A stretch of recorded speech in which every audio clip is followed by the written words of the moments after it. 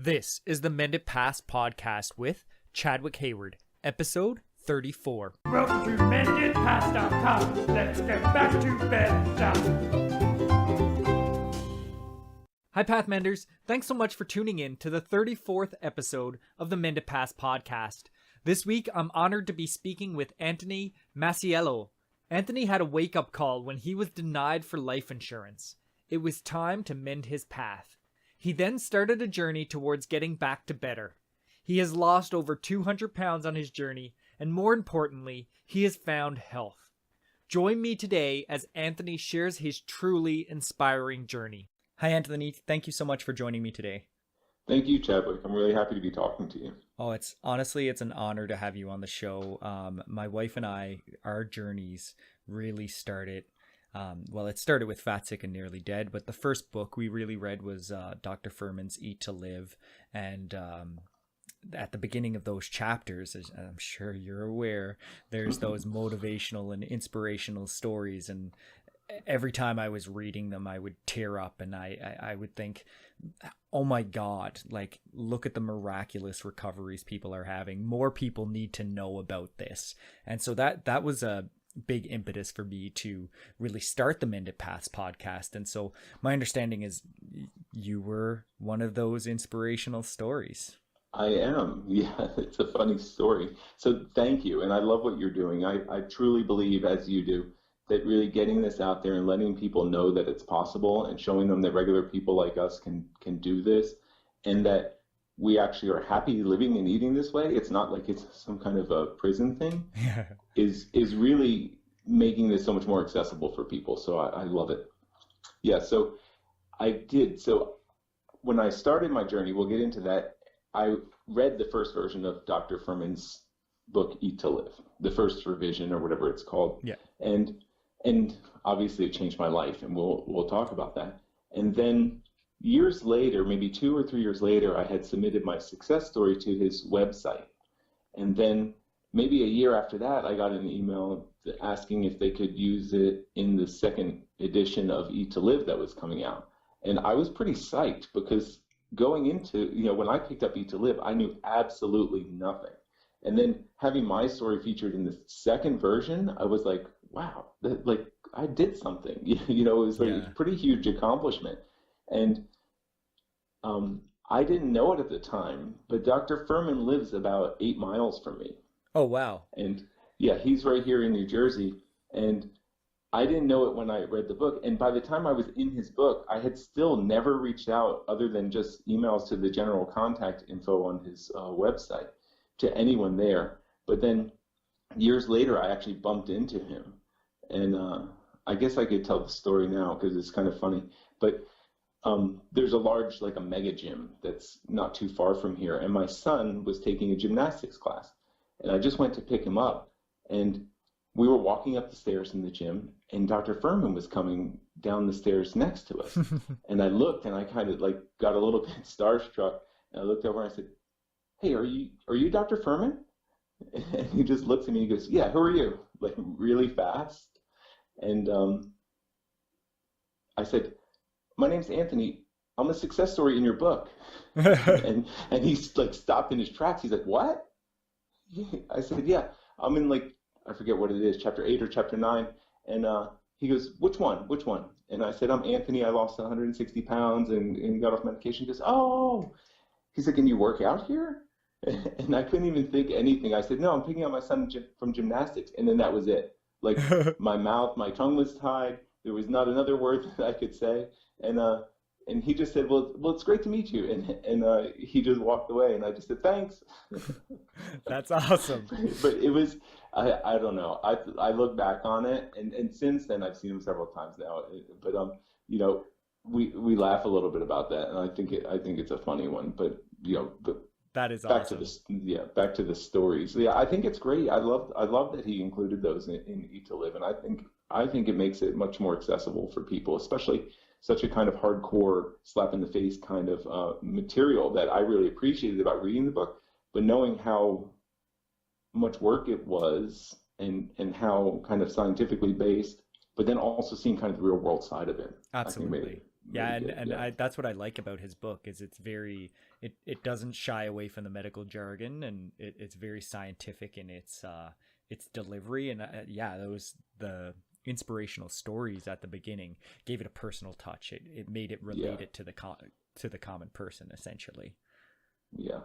So let's start what started your journey. So your journey started really in 2006, but there was a couple of events that kind of led you to want to change near the end of 2005. Do you want to tell us a little bit about that?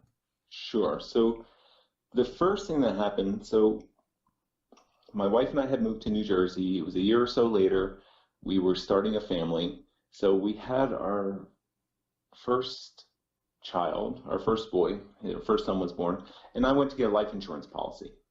And when I did that, whenever I did anything that had to do with going to the doctor, even donating blood, I always got nervous because I wasn't sure what would happen, because my whole life, doctors had been telling me that I need to lose weight, that my cholesterol was high, that, you know, these other things, my blood pressure was high, you know, all these things. And I just always avoided doctors, except for when I had to see them. So when she's pregnant with my first son, or just shortly after he was born, I went and got a 20-year term life insurance policy, and I was in a very high risk category.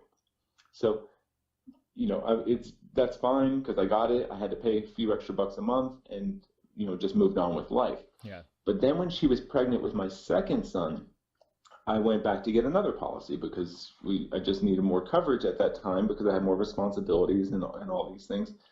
And at that point in time, I was straight denied. And I wasn't denied, you know, whole life or whatever. I was denied a 20-year term life insurance policy. And I was 33 years old at the time. And that kind of rocked my world. It really stopped me in my tracks. 20 years from 33, that's 53 years old. You know, I start doing all of this stuff in my head. I'm like, wait, this company who has all this data and this huge, I just imagine these huge rooms full of computers so that they can plug in the information that the physician who comes to my home to collect this data from, or that I go to see, collects this data from, they plug it in and then it spits out an answer at the end and it says, don't insure. And I know what that means for them. I mean, they're in the business of selling policies, not turning people away because they need the monthly premiums. So I didn't know what to do, but I knew that's the point where I really knew I had to do something. And what that really did for me was it made me start thinking. And when I thought about it, because on the surface, it's very easy to justify everything that we do in our lives. It sure was for me. You know, I was starting a family. I did have a home. I did have a job. I was married, a beautiful wife. Everything seemed like it was good. But there are things that are easy to ignore, or things that I don't pay attention to, like the feelings of depression, like when I'm sitting at night alone, or when I'm lying in bed just kind of thinking and reflecting on the days and stuff like that, and just wondering, you know, why is it that I can't get an insurance policy, or why do I have to always feel like I was sick? Why did I have to grow up as the big kid? Like, and well, and at this point you were like 360 pounds. So maybe I should back up a little bit and give you a little background if that's all right. Yeah, absolutely. Please do. Sure. So growing up, I was heavy since the 5th grade. I mean, I remember it clear as day. I went to school in the 5th grade. My friend said, I went back after the summer. My friend says, Anthony, how'd you get so fat over the summer? He just said a very matter of fact. I really honestly believe now that it was just a question. He wasn't trying to rag on me or anything, but he wanted to know, and he acknowledged it. So I identified myself as the fat kid then from that year. I wouldn't say that event, but from that year on. So I was big my whole life, but I was kind of functional also. Like I did do things, you know, was able to skateboard sometimes. I was able to go roller skating. I was able to do these things. So I wasn't like to the point where it was stopping me from doing things, but it just made things hard. I just felt like I had to work a little harder than other people.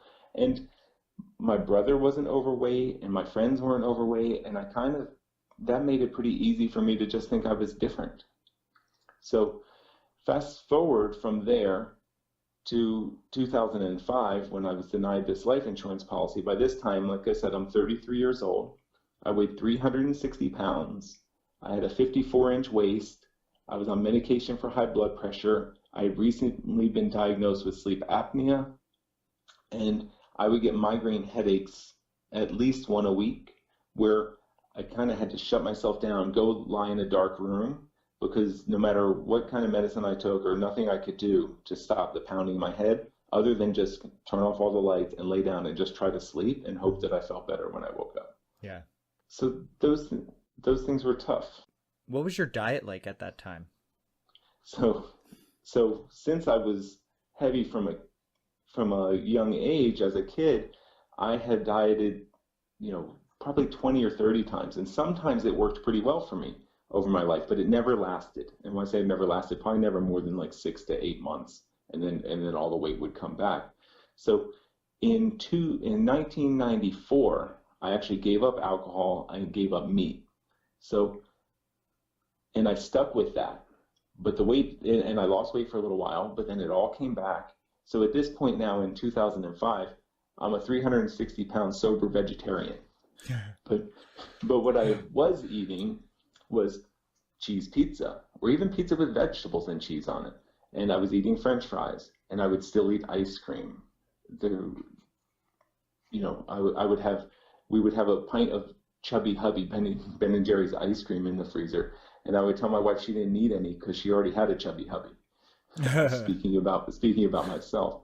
So I did also eat vegetables. I was a CSA member.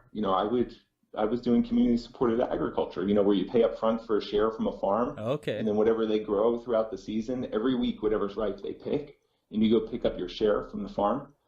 So I was doing that.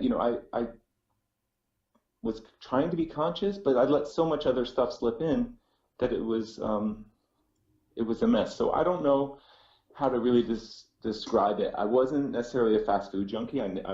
The only fast food I ever ate was pizza, and that's usually from pizza shops, not even from chain restaurants. Yeah. But I wasn't eating burgers. I was eating French fries, stuff like that. I would eat grilled cheese sandwiches, that kind of stuff. Lots of stuff that I know now is not very healthy for me, but at the time seemed like lighter or healthier options. Yeah, so but they weren't working for me. Still lots of saturated fat and trans fats and cholesterol and all that stuff that comes with the heavily concentrated in dairy. Exactly, and I didn't realize at the time how much that could be even much more concentrated than the meat that I was giving up. Yeah.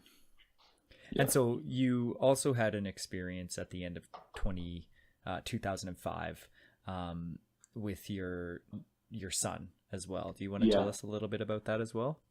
Sure. So I was denied the life insurance policy, and really now I'm in this mode where I'm paying attention to my life. When I fly on an airplane, I have to get the seatbelt extension. When I'm at work, I have to wedge myself into a chair if I sit in an armchair that's in a conference room or something, and I have to kind of be in pain until I get up. And as I'm noticing all these things, the local carnival comes to town, the church fair. And my older son was about 16, 18 months old, something like that. And we were walking around the fair. I was walking, holding my son, and my wife was just walking next to us. And there was a train ride. I think it was a Thomas the Train, or he was into Thomas the Train, but he's pointing at this train and he's getting super excited because he thinks he's going to go ride on the Thomas the Train ride, or he wants to go ride on the Thomas the Train ride. This is what I'm kind of interpreting. He's making noise at this point, but he's not explaining to us what he wants to happen. But I could tell. So I'm holding him against my chest. His head is by my shoulder, and my arm is around his back, and his legs are around my waist, and we're walking towards the train ride. So we get close to the entrance, and just naturally, without any thought, I go to pull him off my chest, and he's grabbing my shirt, and I remember he's like pulling my shirt like he didn't let go, and he's like wiggling. So I know he doesn't want me to take him off my chest. Yeah. And I believe he wants me to take him on the train ride, but I need to pass him to my wife because there's no way I'm going to fit on this miniature ride. This isn't even a regular ride. This is a kid's ride. So So I take them off and I give them to my wife. My wife gives the guy the tickets, and then they walk in. And by this time, he's not pulling for me anymore. It's not like he was there, looking back with these dark eyes saying, "Oh, Daddy, take me on the train." He's still focused on he's going to go ride on this train, and he was excited. So, but then the attendant tells me, he says, "You have to wait over there," because there were other people in line. So obviously I can't just stop and stand there at the entrance. Yeah. But he said, "Go stand over there and wait." So I walk over there, and I realize I'm standing outside of a metal gate. It's a metal gate. And I'm looking in, and my wife, my pregnant wife at the time, is sitting on this train with my son, who's just excited as he could be. And he's happy, and the train starts, and they're going around in circles. And while the train is going around in circles, I'm watching, and I'm already in this mindset, so I'm just thinking. I'm thinking, wow, I can't take him on the ride. He wants me to take him on the ride. I said, is this really the kind of father that I'm going to be for the rest of my life? Is this how I'm going to raise my children? And then I see my pregnant wife sitting on there.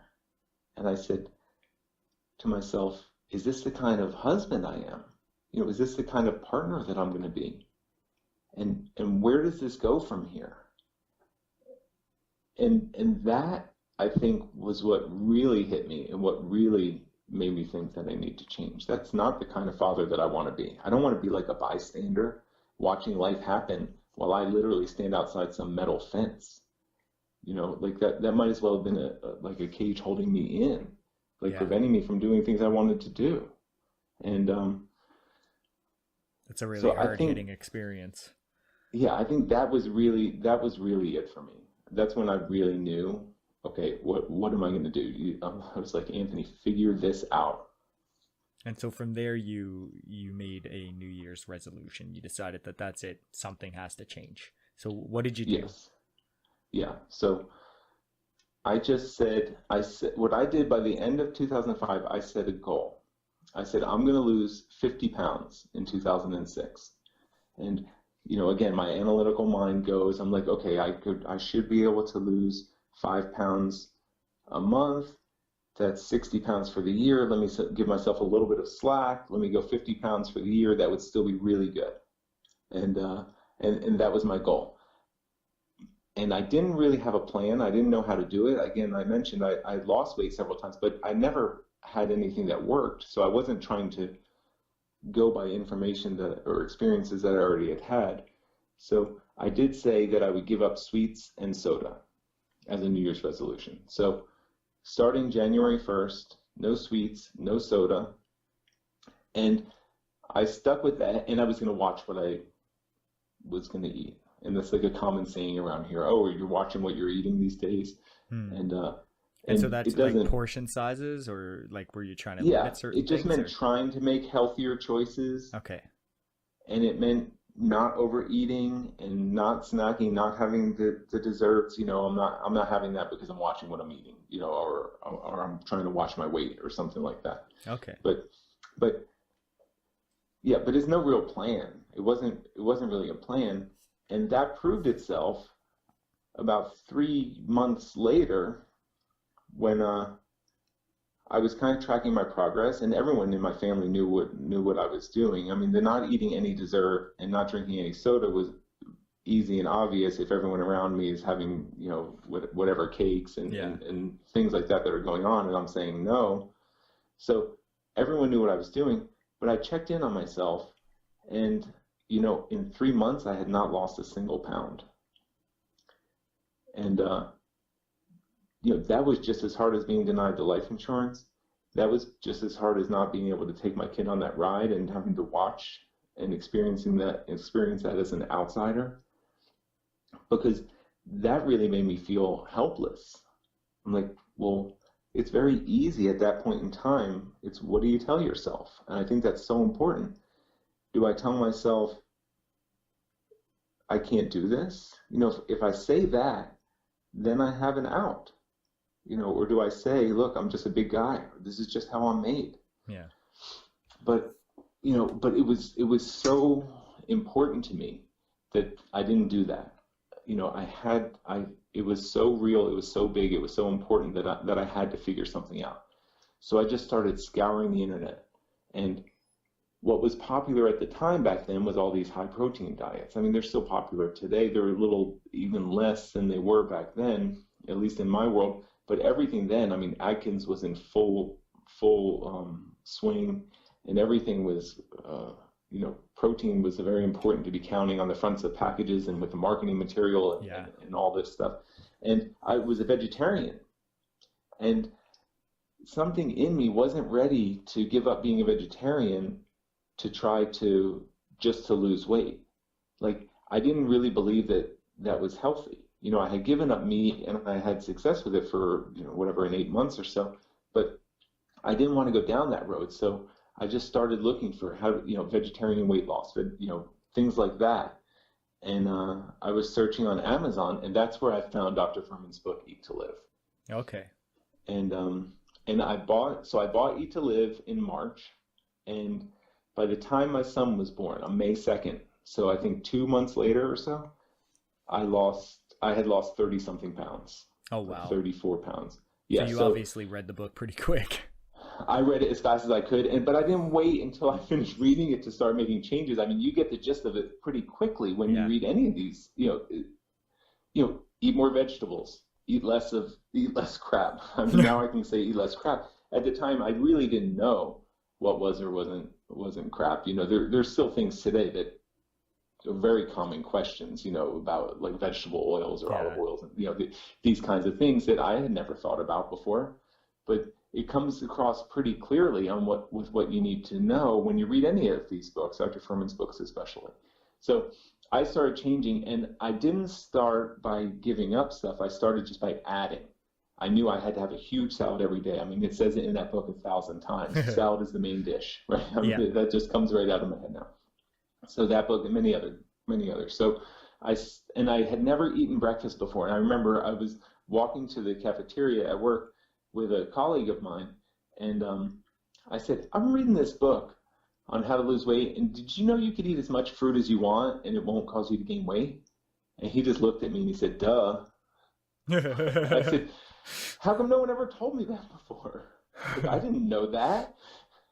Like, I never realized that. I would skip breakfast and I would just get a coffee with cream and sugar. I didn't eat anything. I drank that. It's probably, exactly. I was watching. I was watching it go up. I wasn't watching it go away. So I did. I started adding that. I mean, I learned how important it is to have lots of fruits, lots of vegetables in my diet. I needed to get those things in. So I almost counted that as like a goal. Now, instead of starting to figure out what I was not going to eat, I was figuring out, okay, how am I going to eat a lot of fruit and vegetables? And so did you find that crowded out the cheese and the processed? Well, I didn't, I was going pretty aggressively, so I didn't just wait for it to crowd out. I was purposeful on that too. So every day I would try, and not like every day, like writing it down, but I started with, having fruit like pineapple, melons, like whatever fruit they had, lots of blueberries, whatever they had on the little salad bar at work. Yeah. I would have fruit for breakfast, and then I would always, at lunch, I would always have a huge, like a meal-sized salad before I would eat whatever else I would eat. So in the beginning, even before I read the book, like if my friends were going out for pizza for lunch at work, I would still go, and I would still order the same 2 slices of pizza that I ordered, before I got Eat to Live, but I would also get like an entree-sized salad also. Oh, okay. So I would sit there and I would eat the salad first. So this is where what you're saying, the crowding out did come in. And then it didn't take long at all before I started asking myself, okay, why am I getting 2 slices of pizza? I'm not even hungry anymore. And then that went to 1 slice of pizza. Then that went to 1 slice of they had like this pizza with just chopped tomatoes on it and just like 2 little dollops of cheese that I could very easily pick off. Oh, okay. And then, so I'm eating a big salad. Then I'm eating basically a slice of bread with diced tomatoes and probably some olive oil on it. And then I'm picking off the 2 slices of cheese that they put on there. And then at some point, I was like, well, okay, I don't even need this anymore. And now I'm fine with just a salad. So it sounds like a transition, but that whole transition period was probably, I don't know, 2 months or so. Yeah, so maybe pretty 3 rapid. months. Like I was going for it, I did I would say what I did was transition gradually, or transition. I transitioned, but I transitioned aggressively over a short period of time. I wasn't going to do a 2-year transition. I wasn't going to leave a lot up to chance. I knew after reading that book what needed to be done, where I needed to get to, and I was trying to get there as fast as I could. Okay. I also didn't want to give up. I didn't want to fail. So I wanted to keep myself set up for failure. And if I would have told myself on day 1, no more pizza, I probably would have failed.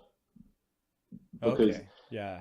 Because as soon as I had pizza, then all those things come back, those feelings of depression, those feelings of, oh, I can't do this, this is too hard. So I never said no pizza. So once I got to the point where not having a slice of pizza, if I was out somewhere and that maybe that's all there was, or, if I was in a crunch at home, we would maybe order that vegetable pizza with no cheese on it. And that probably lasted more like maybe 2 or even 3 years or something before I started minimalizing that.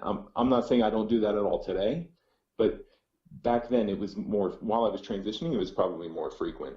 Yeah. That's pretty typical, I think. Yeah. Yeah. Yeah. So what were your results like for that first year then? So you lost 30 pounds in the first 2 months. Yeah. Did you meet your goal in 2006? Yeah. So by the end of the year, I lost 90 pounds. Oh, wow. And so I kind of blew away my goal. Like it went fast. And I forget how long it took, but it wasn't more than a couple of months before I got off my blood pressure medication. I was working with an amazing doctor, just my regular family doctor who I had for years, but seen the least amount of times as possible. I really started going to her. She's like, you have to come back. You have to keep coming back. Because she wanted to know how I was progressing. She wanted to help me track my weight. She wanted to make sure all these other issues weren't going to be a problem. And she wanted to make sure that she was ramping down my medication appropriately, safely.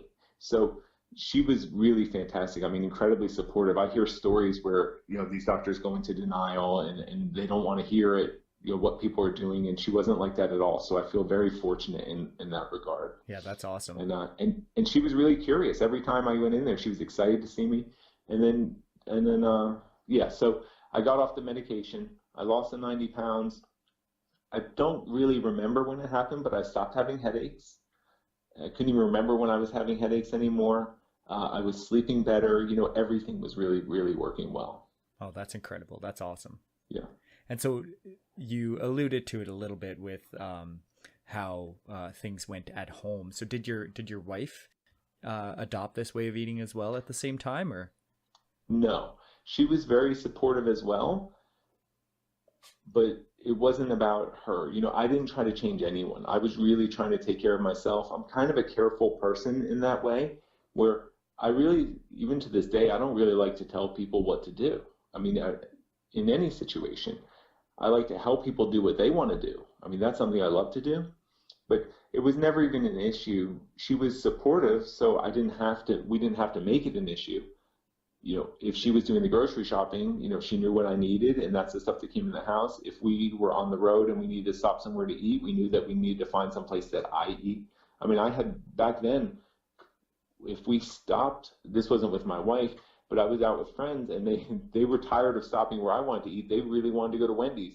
So we went to Wendy's and I ordered a salad. And at the time, a salad at Wendy's was maybe like 3 ounces. So I had to go back up and order 3 more salads. That's awesome. Or something like that. But I did it. I sat there and I ate my 4 salads and everyone else had whatever they had. But there was no way that I was going off track.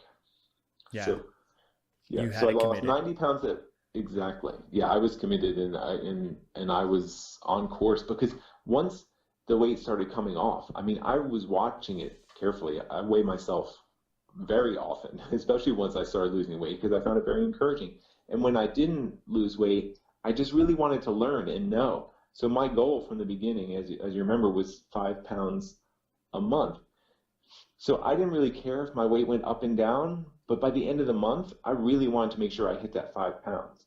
And if that meant I had to really, push hard the last 7 days, the last 10 days, something like that, to make sure I hit that mark, I did whatever it took. And then the next month, I didn't want to come right back. So I would push again into the next month and make sure that it stayed there, and then just keep progressing that way. And I lost almost exactly 8 pounds a month. for the whole time. That's The whole incredible. time I lost weight for a total of 20 months. And then the weight loss stopped just as suddenly as it started. Like I literally, August of 2007, so it went all through 2006, went through August of 2007. I weighed 197 pounds. September, the end of September, I weighed 197 pounds.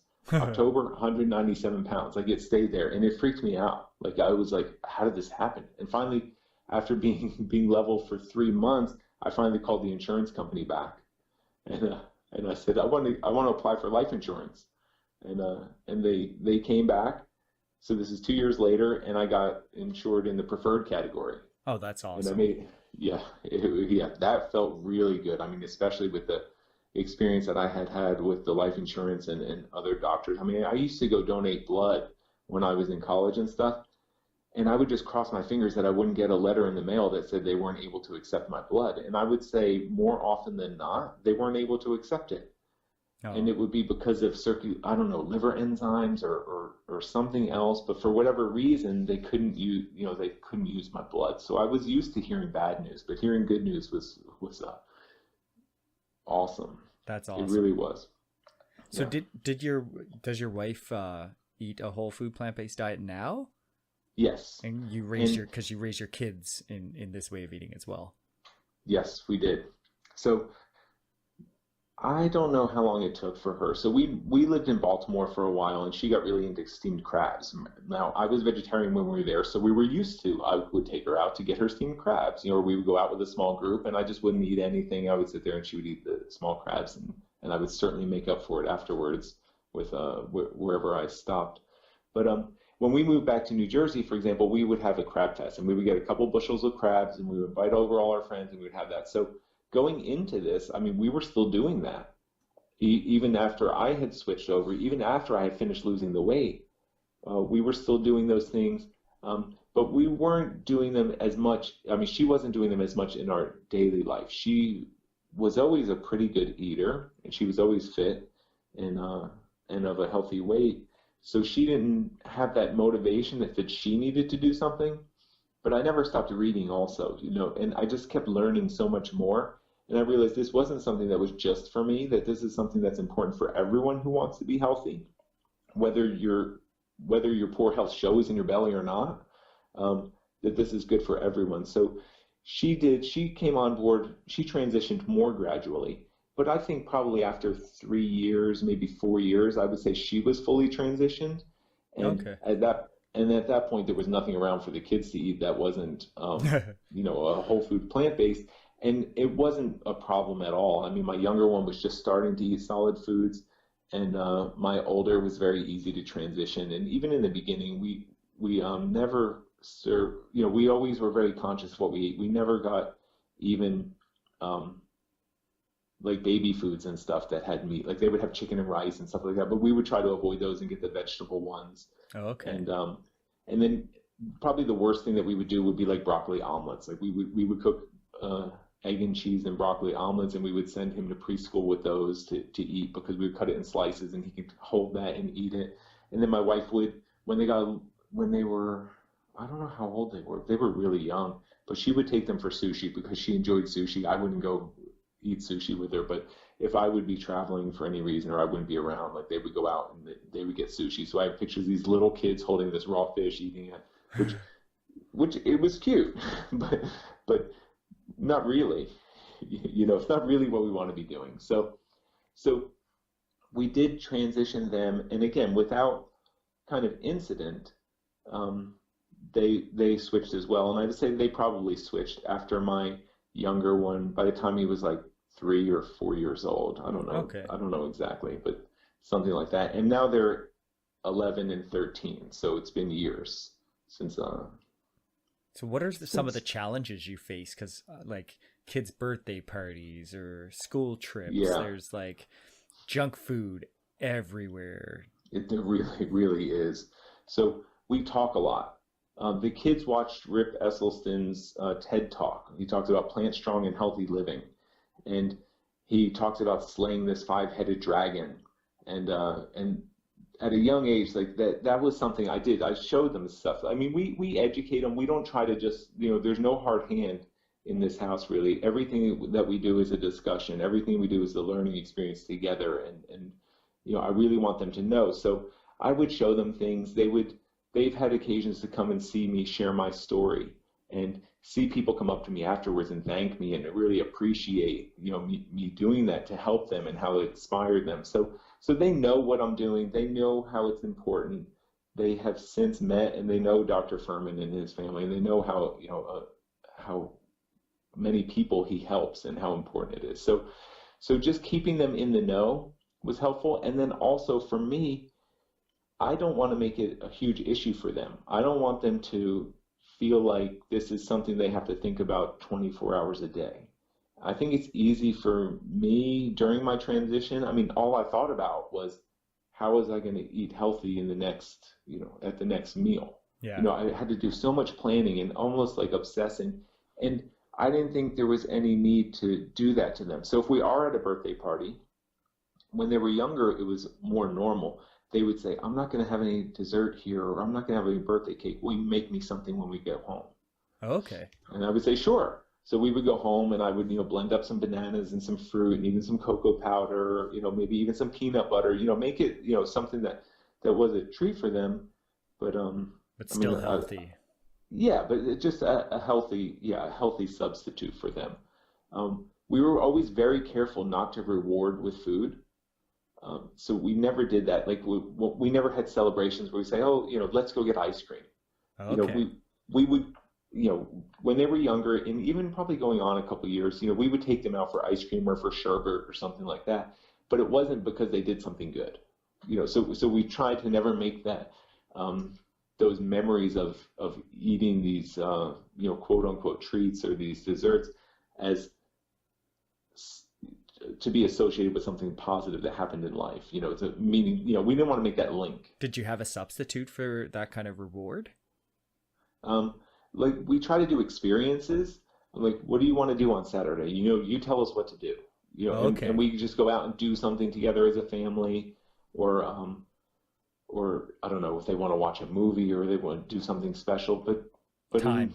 You're making me think about it. Maybe I don't reward my kids enough. but they're doing all right. It sounds like you're rewarding them with time and experiences, right? And isn't that the most I think that's important probably thing? it. Yeah.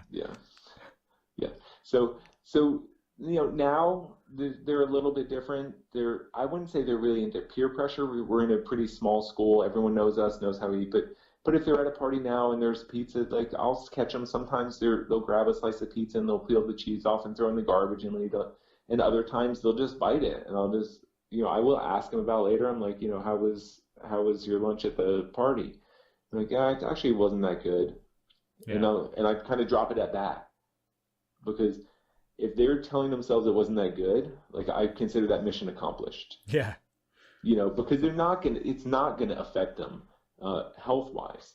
And as long as they're not, like if they were saying, oh my gosh, it tasted so good, I can't even remember the last time I had something that tastes like that, then I would go a little bit more into, okay, we need to work on this mode.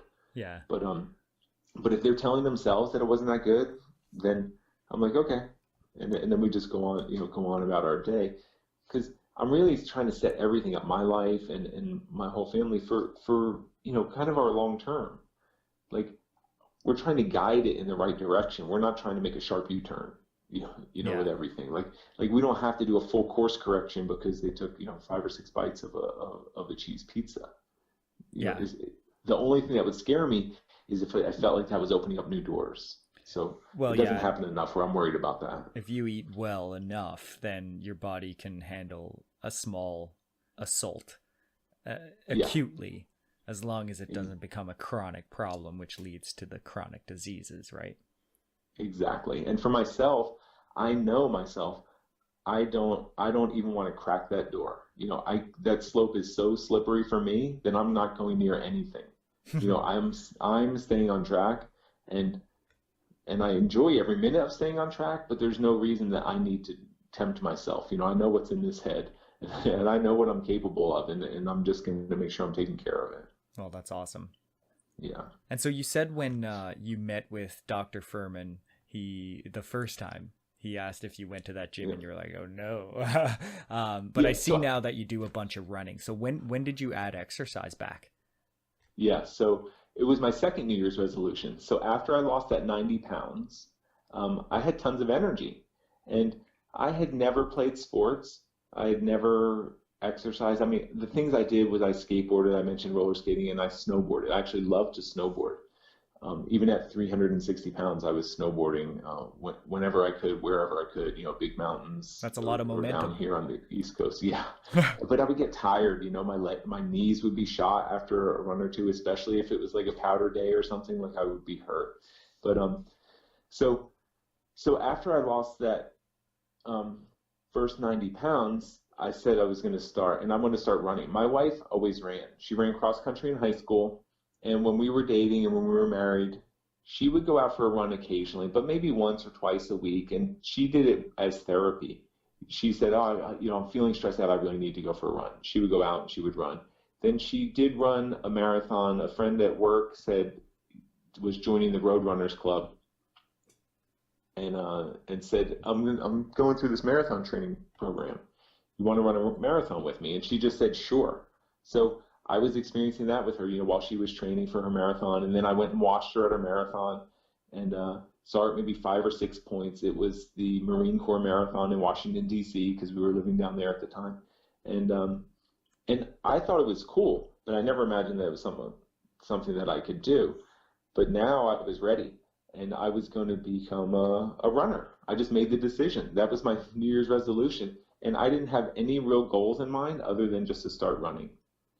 And what that looked like in the beginning was I would go for a walk. Actually, it was January, so I was on the treadmill. My wife wanted a treadmill. And when we went to buy a treadmill, this was years earlier, I said, well, let's get a really good one so that I can use it. So best of intentions. Yeah, exactly. I had to get a treadmill that was good enough for a 360-pound person. And it was big and it was expensive. But we still have it today because it was a good one. So I went on the treadmill and I would just walk, and then I would run. And I would run for, however long I could. And then when I couldn't breathe anymore, I would just slow it down to a walk. I never stopped. I just kept doing that. And I would just do a half hour. And maybe that meant, I don't know, I ran just a little bit, maybe a total of 5 minutes of that half hour or something at first. But it progressed really quickly. And I got to the point where I could run a quarter mile. The treadmill has the lights that go in, they look like a lap on the track. Okay. Right. So yeah. I know that's a quarter mile. So I would push it and I could go a quarter mile. Then I'm like, okay. And then I would take a short break. So the breaks got shorter and the runs got longer. So, and then I could do a half mile and then I could do a mile. And then just about the time and then at this point, just about the time I could do 3 miles, I signed up for a 5K. And the whole family went, my wife and kids, and this was my first race. That was the first time I wore a number in a sporting event in my life. Oh, cool. Like maybe since like 5th grade basketball or no, I'm sorry, like 3rd grade basketball or something at the rec center or something like that. But, and I was like, wow. And I realized that, but I ran that first 5K and I ran it, I think in 27 minutes or something like that. Oh, that's awesome. So yeah. So that's I was not like, a bad wow. time. And one of my friends from work, he said it was after work. It was with the running club. And he said at the starting line, he goes, Anthony, you ready for this? I said, I hope so. I have no idea what to expect, but I've been running on the treadmill. And we'll see how it goes. And so I was happy. And I felt good the whole time. And I was happy with that time. Not that I knew a whole lot about the times, but I knew I wasn't last. And I came through and I finished. And it was just a cool experience. I'm out there actually. So now I felt almost like I'm on the other side of the fence. I'm the one doing it. I'm not the one watching my wife run the marathon. I'm not worried about, do I need to help her get a water or do I need to encourage her or high five her when she comes by? Like I'm the one who's out there. And that was cool. And runners are amazing because when you go to these events, everyone's buzzing around. It looks like bees. Like everyone's going to the bathroom, they're getting some water, they're going to the registration table, they're running something back to their car. I mean, it's like a bunch of hyper people that are moving around. And with all the energy I had, I'm like, this is cool. This was cool energy. There's a really cool vibe at a race. There really Yeah. is, and everyone's so positive, and they're all out there doing it. It's like no one's. It's not like going to watch an event. Everyone's going there to participate, and so I knew I wanted to do more of that. So I continued running 5Ks, but aside from races, I kept running more. So I wanted to see. I just kept running further and further and further. At this point, I wasn't taking breaks, but I would just see how far I can go. A little bit further, a little bit further, a little bit further. And later that year, there was a race called the Philadelphia Distance Run. It's changed now. I think it's a rock and roll race or something. But it was a half marathon in Philadelphia, which is about an hour from my house. And I asked my wife, I said, do you think I can run a half marathon? And at that point, I had not ran 10 miles yet. I hadn't broken double digits, but I was running. This is September, so this is just less than 9 months after I could run maybe a quarter mile or less. So I was like, I think I can probably do it. And the race wasn't filling up. So I said, well, I'm going to go out this weekend. I'm going to see if I can run 11 miles. And if I can run 11 miles, then I'm going to come home and register, and I'm going to run it next weekend. So I went out, I ran the 11 miles. I felt great. I remember I ran over some bridges, like some overpasses. Yeah. And I was sprinting them, and then I would run the rest. So I felt light. I felt great. By this time now, my weight was gone. I was under 200 pounds for the first time since, long before high school, and or maybe early high school, but something like that. So I came home and I signed up, and I had no idea what to do, but I knew what pace I had been running because at the time I had one of those Nike Plus things on my iPod. Yeah. And so I was tracking it. So I knew what my paces were and stuff. So I just put in my pace, and I found out they put me in a corral and stuff like that. So I drove myself to Philadelphia really early in the morning. I walked over to the race and I picked up my stuff, and I got in my corral, and I'm like, I'm kind of in the middle, or maybe I'm even a little bit towards the front of this thing. I'm gonna see how this goes, and I did it.